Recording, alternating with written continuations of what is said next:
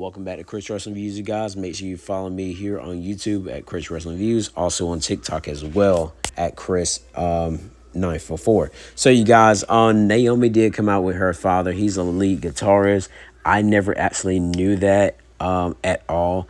But Naomi would defend her Women's World Heavyweight Championship, and she actually pinned Rhea by after Rhea ended up hitting a Riptide on Io Sky. It was a moment away before Rhea Ripley could actually pin and beat Io Sky for the first time ever, and this started back in her NXT days. I'm like, goodness gracious. And we did see those two face off, start to face off, to each other after they got Naomi out the ring, during the match. And of course we got referee Jessica Carr out there, and but of course Naomi would interfere again and kind of mess everything up. But anyways, you guys, Naomi did retain her own women's World Heavyweight Championship. She will go on to clash in Paris later on this month to face Stephanie Vaquer. Now, you guys, as you can see, that is Becky Lynch right there. She debuted a new theme song, which was actually pretty cool, you guys. It wasn't written by Def Rebel or anything like that. It's different for a character and everything. But she would defeat Lyra Valkyria, which Lyra Valkyria cannot challenge for the Women's Intercontinental Championship anymore, along as Becky as champion. So, of course, Bayley did come out there, and Bayley wanted Becky to, hit the little, what was a crowbar or something like that on the chair while Lyra Valkyria's neck was in there. Bayley had a chain wrapped around her hand, popped freaking Lyra Valkyria, and Lyra Valkyria, would actually get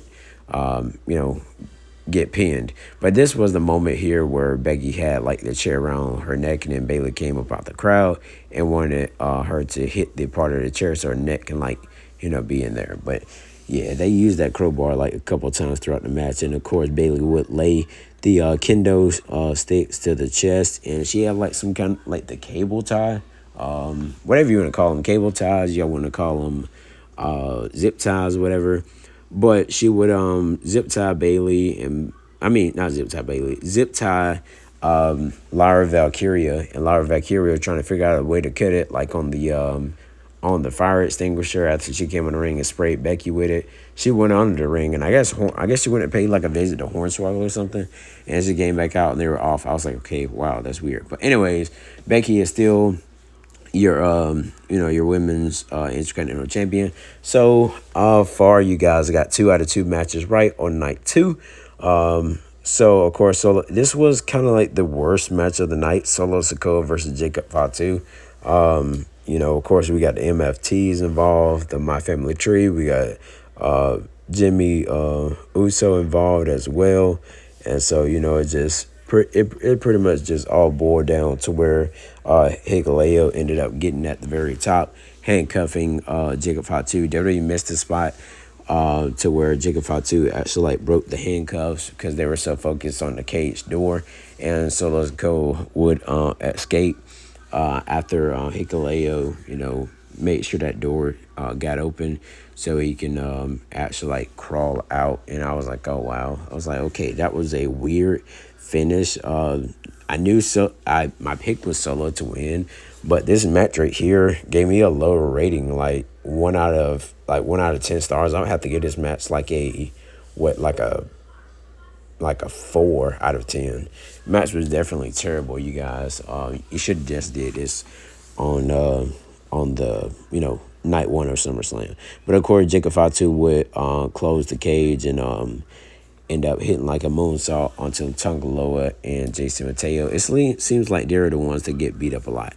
Now we did get the match. I think it was before the main event. We got AJ Styles versus Dominic Mysterio for the Intercontinental Championship. Now this match here, you guys, was actually pretty cool. We ended up seeing where AJ Styles came out with an Eddie Guerrero kind of thing. Back, it goes all the way back until what was it, 03, 04. I don't know. I can't remember what year was it, but it was the custody of Dominic kind of match.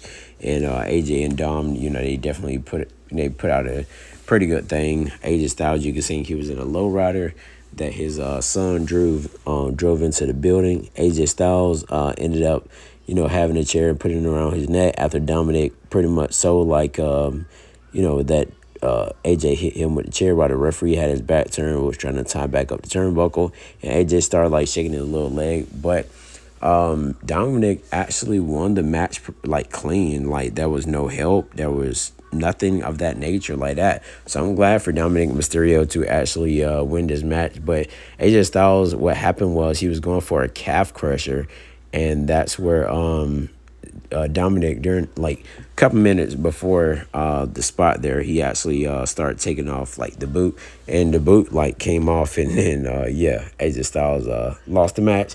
So I got my pick right on this one as well, you guys. So I'm 3-0 on SummerSlam Night 2. Of course, you've seen the Dudley Boys, you see the Hardy Boys. They were ready for the TLC ladder match. Of course, you got 6 teams in there, 12 men in there. Of course, you see all the teams are in there: DIY, Fraxium, Street Profits, Wyatt Six, so on and so forth. You guys,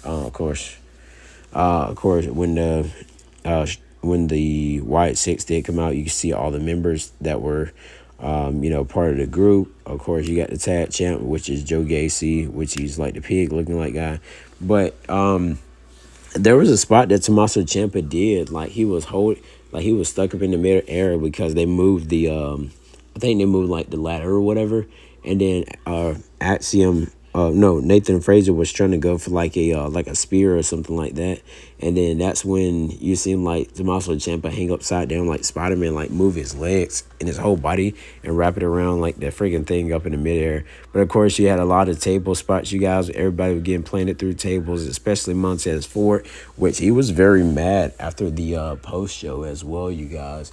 So this is definitely going to be crazy. Eric Rowan got sent through a table as well, you guys. So it was definitely a banger of a match. This match right here, you guys, I would have to give it probably a 8 out of 10 stars. Well, 9 out of 10 stars of a match.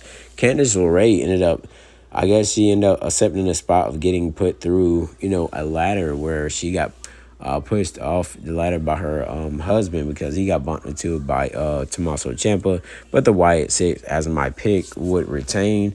So I got 4 matches right on night 2 of SummerSlam, and you can see the Wyatt Six. They're definitely trying to build this division. They're definitely trying to see what was going to happen. But like I said, my pick was the Wyatt Six, you guys. Now when we get to the main event of this evening, you guys, John Cena versus Cody Rhodes for the WWE Undisputed Championship.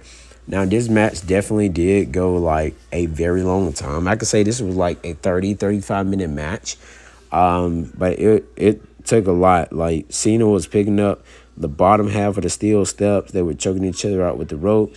Cody Rhodes was using the little part of the third rope there to hit Cena with it across the head. Of course, Cena would go for the AA off the top rope on Cody Rhodes. Cody Rhodes definitely kicked out of Cena's move, and I was like, goodness Lord. And then Cena ended up losing, and then we ended up seeing this guy right here after Cena, got like the thank you Cena chants from the crowd. And you guys, Brock Lesnar emerged, and it was like, wow. But Cody Rhodes and Cena, they did hug it out. And, they pretty much, like, thanked each other. And, kind of hugged each other and stuff just to embrace, just all of it. So, of course, you guys, Cody Rhodes, once again, your new WWE Undisputed Champion. Hopefully he's ready to continue to carry the role as a champion, you guys. Like I said before that Brock Lesnar thing, John Cena, he was getting a thank you Cena chance, and he was happy to, come back as a babyface. But I said Brock Lesnar did emerge, you guys. When all this was happening, I was like, anybody gonna come out? I was like, I know Travis Scott ain't coming out because, he's not really on good terms with WWE and stuff like that because of what he did. I was like, Brock, somebody. I was like, I know The Rock ain't coming. So I was like, maybe Brock. I was like, I don't know. So, but I just hope for the best. And Brock did make his return to the V. I think he's been on like what 2 years now. But y'all, let me know down in the comments below. Rating on SummerSlam Night 2, you guys. I would have to give it at least a 8.4 out of 10 stars, you guys. And SummerSlam Night 1, I would actually have to give it a 4 out of 10 stars. But that's just my personal opinion. Like, comment, subscribe to Chris Russell Reviews here on YouTube.com. Till next time, you guys, I'll see you guys tomorrow.